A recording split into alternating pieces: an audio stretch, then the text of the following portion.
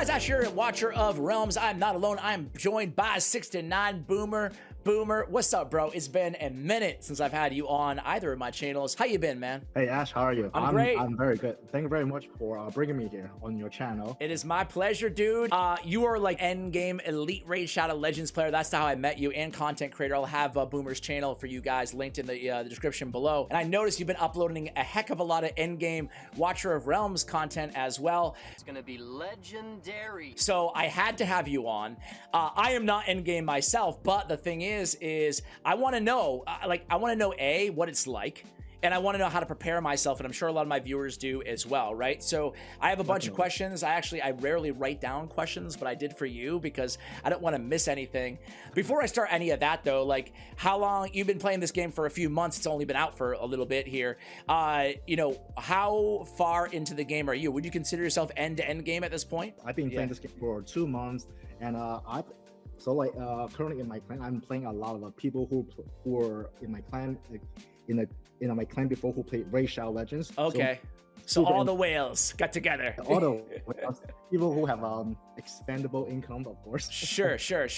And I want to actually start there with money, which I never do because I don't advise people to spend money in these games, first of all. But if you're going to, I think it's wise to ask how it's best spent, right? So obviously only spend what you can afford, like the obvious disclosures here. But with that said, if a newer player or a mid-game player or whatever is going to spend money in Watcher of Realms, like, what's the best bang for your buck? The last thing we want anybody to do is waste their money on stupid stuff, you know? I played this game for 2 months, so I definitely know what's good for the bucks, what is not good for bucks, what's average. So sure. Yeah, if you feel like I can link my offer calculator, so then they can take a look at what they want. But if you go to the shop and you go to the privilege card, this is the best.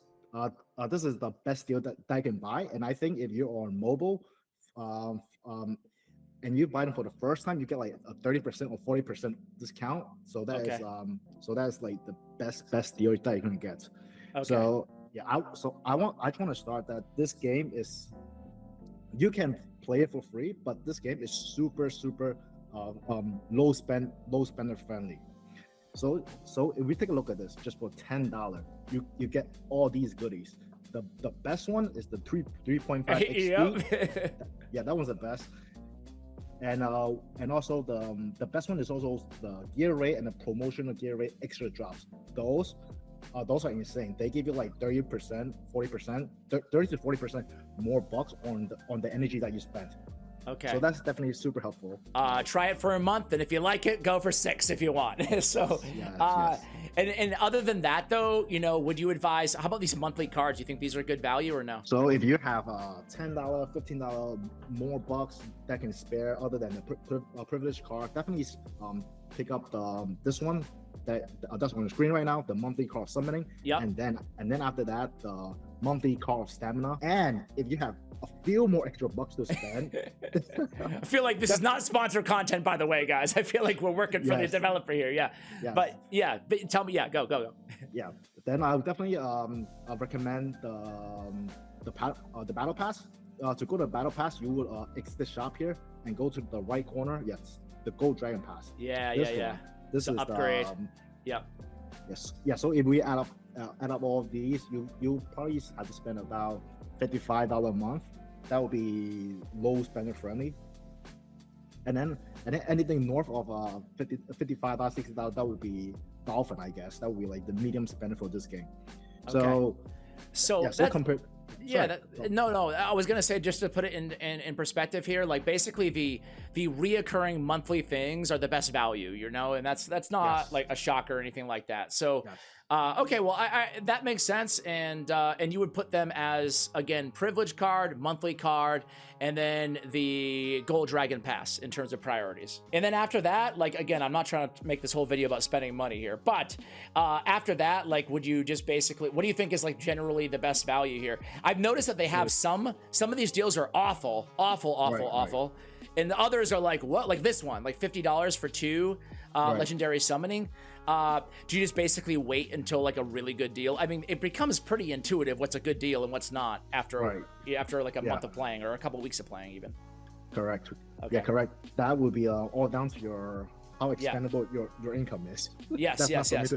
That's not for us to judge. One thing I always say though is like, don't go for. I never advise people go for buying gear in these games. I don't know how you feel about it, Yes, but you know, yes, definitely do not buy gears, and definitely do not buy any of the multi battles. Do you? Okay. Yeah, because the multi battles there do not work. Okay, and there's actually a few places to get multi battles anyway in this game, you know, like you know, the shops and stuff like that. So anyway, my next question, enough about money.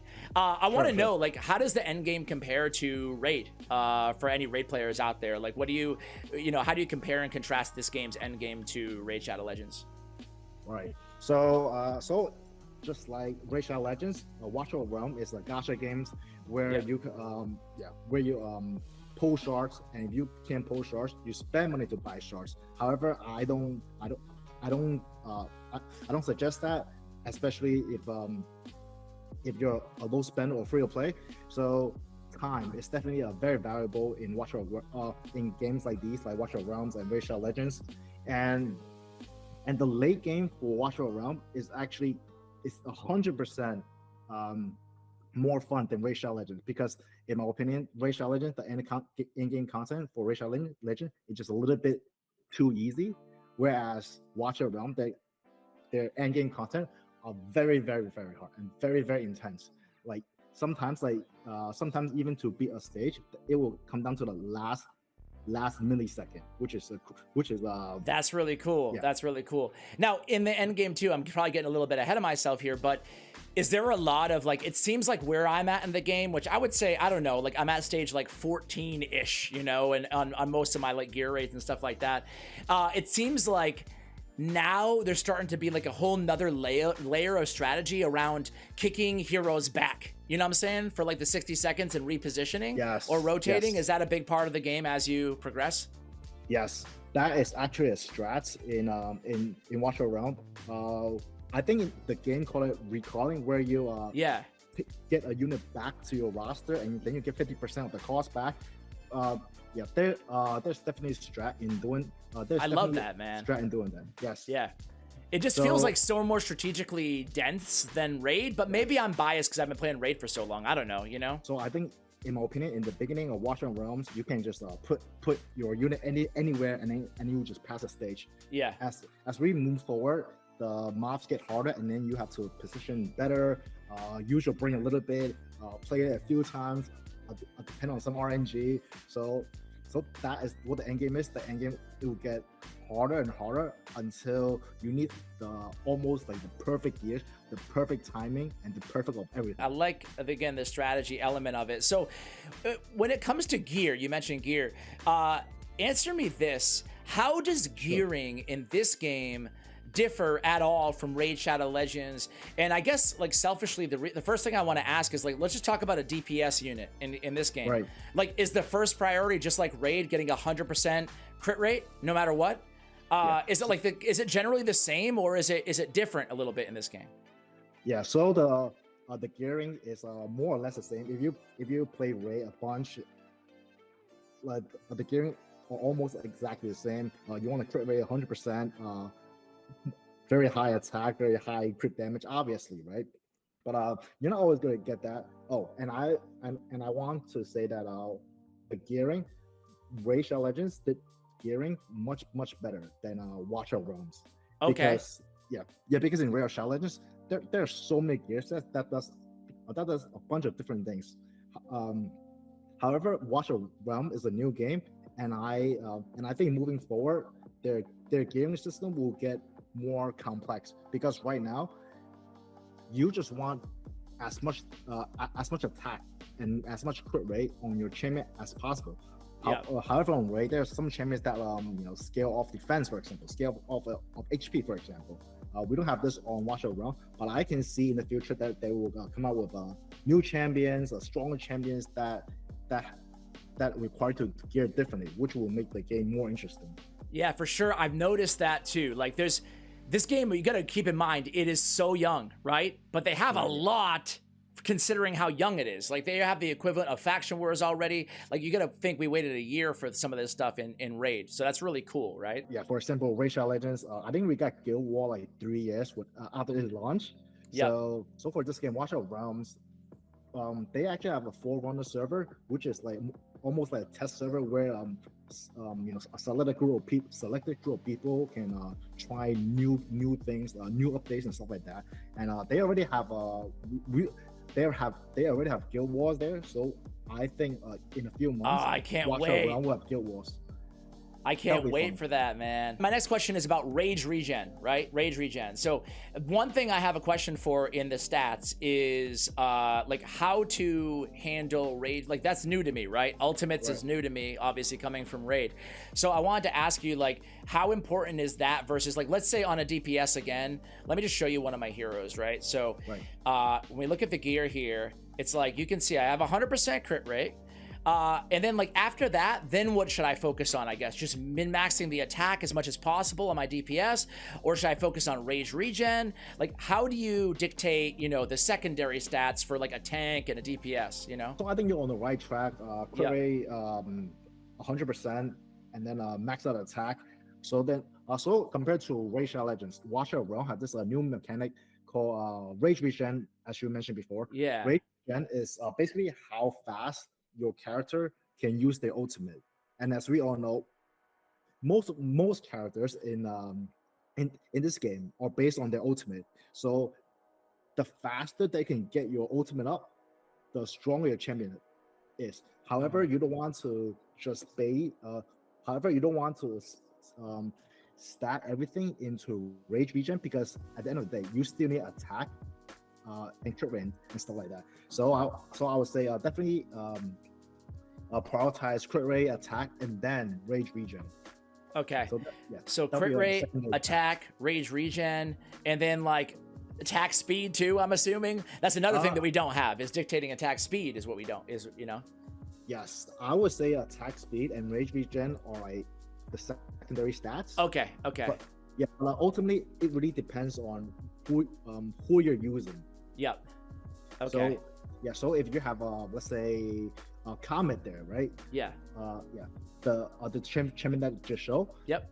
I think he is giving him attack speed is more important than rage regen, because you also regenerate rage when you auto attack, and then the faster you auto attack, the more rage regen you get. So for someone like Comet who does damage, I will give him a rage regen. However, for someone, let's say a tank, let me just go with Baron. I have Baron here. Baron, yes. For Baron, as someone who doesn't do too much damage and doesn't attack too frequently, you want to give him rage regen if you want his ultimate to come up as fast as possible. So for tanks, you want to focus on the obvious, right? HP, defense, and rage regen, assuming, you know, for the most part. Rage regen as the second tier, yes. Okay. Is this the game that exactly the same in terms of basically when it comes to flat stat gear, for the most part? I mean, these are my only mythical gear on my entire account right now, so this is the reason I'm wearing all these things. I just threw them on Baron, so don't read too much into it. But are flat stats generally bad, like they are in Raid? Yeah, flat stats are not just like garbage that you sell. For example, if you could just go look at any epic champion, they will tend to usually have lower stats. For example, sure. Just go to any epic champion. If you go light log and then you go to the gear, you can see his attack is 2.6k, right? However, if you go look at legendary, it will be like 4k, 5k. So then if we do like some simple math, right? Flat attack is actually pretty good in some of the lower attack epics. So for example, that's a good point. So on my account, that archer you have, her name is Hydro. Yes, I love her. So like at max, she have at 6-star max. I think later on she'll have a attack of about maybe 3.2k, 3.3k. So then on her, I still stack flat stats, yeah, because the percentage isn't going to scale as well. Yeah, sure. So you save that for your legendaries. I noticed one thing about this game, Boomer, is that it doesn't seem like there's many, if at all, very good rares, but it also seems like the good champions are much easier to get than in raid. Do you agree with both of those assessments or no? The rares in this game are not super helpful, but there's like one or two outliners here and there. For example, like Cuke. Yep. The poison archer, and then there's another champion that can like have effect where he can die. However, this game is very generous. Compared to raid, you get tons of gems that you can translate to energy or shards to pull, and then every week this game give you some shards here and there. When you finish campaign, it gives you a lot of summons that you can do. So getting legendaries are definitely not the most difficult thing. Yeah, and good. However, there's a lot of good epics in this game too. It seems like, right? Yes. So that's really cool. Yeah, I was gonna say the hardest part is the end game gearing. Okay. When you want to form the perfect piece. Yeah. So for anyone who's at end game right now, if you want to have incremental powers, you would actually clear the artifact raid. Okay. Yeah. Got you. I got you. Exit out. Yeah. Yep. Yeah. Artifact material rate, because as you can see, I unlocked it. This unlocks, I think, at level 40 or something. So I'm just getting here. Tell me all about artifact material rates and how should we approach it as like a mid-game player. Artifact material rate are your guaranteed of getting power on your champion and on your account, because when you farm gears, you're not always guaranteed a good piece that you can use. However, for artifact rate, as long as you keep farming, you can keep upgrading that artifact, and that artifact will give your champion more power, more attack, more HP. So there's like definitely a trade-off there. If you want, whether you want an incremental gain or you just want nothing or a lot with the gear drop. Does that make sense? What the hell are you talking about? No. Nothing or a lot? What do you mean? So like... Right. Okay, so how about my account right now? Should I just be progressing in farming artifact rate? Because one thing I don't know, frankly, like I'm never. One thing you need to know about me if you're new to the channel is I'm never afraid to ask embarrassing questions. I'm a little embarrassed to say. I'm not embarrassed to say this, but maybe some people would be. But dude, I don't even know what I should be focused on for my stamina right now. Like where I am on my account, right? Because like I know that my gear, I'm not high enough to get auto fight on mythical gear yet. So like, I feel like I'm a little foolish wasting all my stamina on legendary. I have enough experience. I have plenty of experience in gold for where I am right now. Right. So what the heck should I be doing? I think there's you definitely have a lot of room to get strong characters, better gear. Yep. So I think if your champions does not have artifact, definitely go to artifact rate. Yeah. Farm some of those until all your champions have artifacts. After that, go grind gear rate until you have some yellow pieces. Yeah, you can see like this is the gear I have. It's not awful, but I feel like, but it's not great either. You know, like everybody has gear on them. You know, everybody that I use, I should say.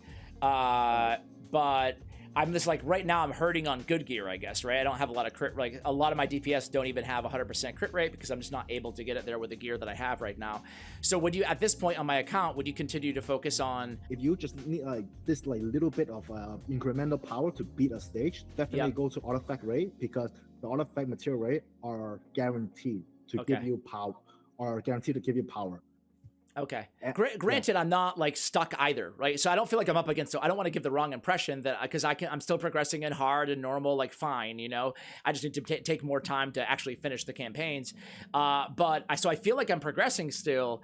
I just feel like when I have extra time, unlike Raid, where there's a billion things I need to do all the time and I don't have enough time to do anything, here sometimes, like when I want to, it's not a matter of when I'm actually playing the game. Like I know what to focus on. I'm upgrading, you know, making incremental gains, to your point.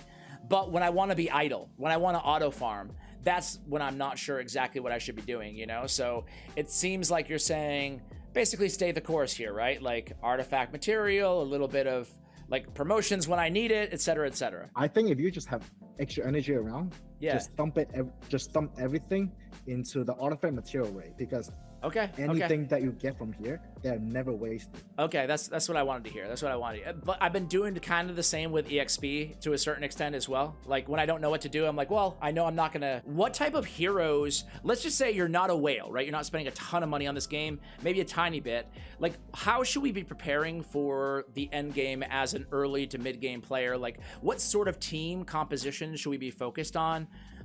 What sort of heroes would you advise we kind of zero in on? Because another thing I found out about this game is that you don't need to max like 20 heroes, you know, like or out the gate, I should say, you know. So like, what should we be focused on in terms of key positions and stuff like that?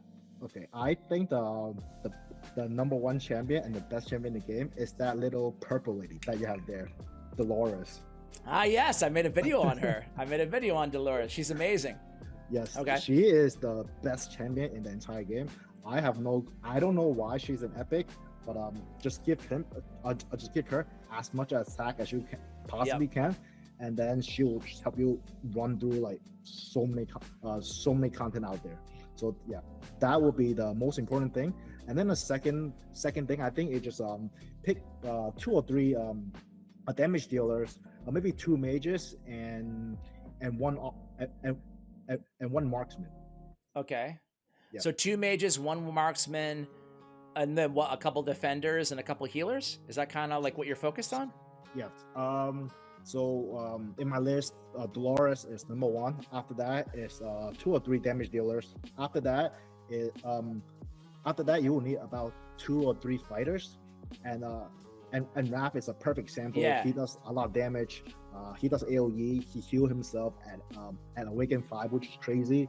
Yeah. And you get him for free. And then after that, I would say you need at least 2 healers. Okay. Because and then after that will be in my opinion, I think defender are just on the lowest priority for this game.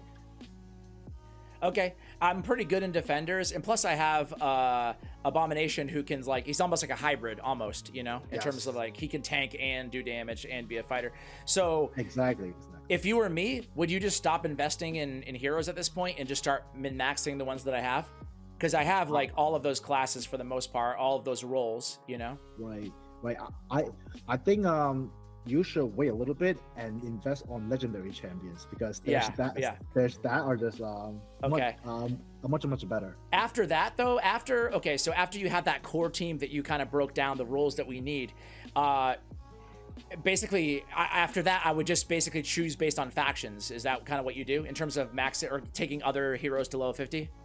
That would just be based on what type of content you want to push for. Yeah. For example, if you want to push for gear rate 1, you will need a lot of mages. Okay. So then if you need more mages, then you will need to build more mages. If you want to focus on gear rate 2, for example, then you will need like defenders. And if you want to focus on gear rate 3, you will need marksmen. So I guess like it really depends on your rosters. Yeah. So So for example, for myself, my rosters, my mages are really, really weak. So then I actually cannot even clear gear rate 1, stage 20. But then for the others, however, for the other 2 stages where I have the champions to clear them, I'm able to beat their stage 21. Yeah. So this game is not everyone have the same rosters. So it would it really depends on which content you want to focus on. I hear what you're saying though. So like right now I have this core team of all the roles that you talked about, but as I get more to the end game, I'm going to need to focus on specific types to clear higher stage content in each of these. In terms of gear rate 1, 2, and 3, I mean, it's pretty obvious what they drop and stuff like that. Would you advise players focus on like any of these over the other in the early game at all, or? In the early game, in the early game, all of them are fine because just spread it out. Eventually, you need gears to fill right? all your champions. Yeah. However, toward late game, you have to farm gear rate 1 a little bit just to get your weapon and your chest. However, you don't need like too much energy into them.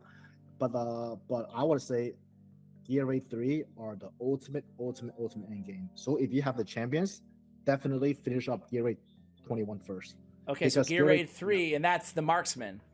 That's the marksman. Okay. And gear rate 3 give you the best damage gears in this game right now. So definitely focus on that. Okay, that's great, man. This is all great advice. If you could go back and tell yourself anything, like from the early days, like, you know, a couple months ago, again, the game hasn't been out. This video is going to age very well, right? When I'm like, how long you been playing? You're like 2 months and I'm a pro. But if you could go back and tell yourself anything in the beginning, maybe wasted time, energy, whatever it may be, would you change anything about, you know, the decisions that you made to get to where you are right now? I won't say this is not a sponsored video, but yes, it's not. But but I would definitely turn on my blue stack, open multiple windows, and then just keep re-rolling an account until I have at least 2 lords. That would be the best time money investment that I can make in this game, because getting lord in this game is super difficult. The chance of you to get it is like 0.01%. Do you have Morrigan? I do not have Morrigan. I do not have a lot of lords. So, who do you think the most powerful hero in the entire game is? I said who I thought it was on my video yesterday, and I'm wondering if you're gonna agree or not. Ooh, what do you say on your video? Okay, I said that Zilithu was the best hero overall in the game. You think that Dolores is? Dolores is really good. Zilithu is also really good. Do you have Zilithu? I actually have her at A3. She is the best Guild Boss champion other than Dolores. Okay. Who do you think, other than Dolores, who do you think the best epic is in the game? Ooh, epic. Put you on the spot. You're like, epics, what are those? Wrath? The marksman. The green one. Idril? Ildra, she's the best. Okay, all right, cool. I love that she can hit the entire map with the ultimate, you know? Yeah. She saved me so many times. But hey, man, listen, you've been tremendous, Boomer. Thank you so much for coming on. I will have, again, Boomer's channel. He's uploading exclusively Watcher of Realms now, so definitely go ahead and check him out and subscribe to his YouTube channel, guys. Any final thoughts or words or anything that I didn't ask you about that you think I should have, Boomer? Thank you very much for having me on your channel. No problem, bro. My pleasure was mine. You've been incredibly insightful, so I really appreciate it, and we'll have you on again soon, okay? All right, guys, that's going to do it for the video. Thank you for watching, and as always, take care, guys.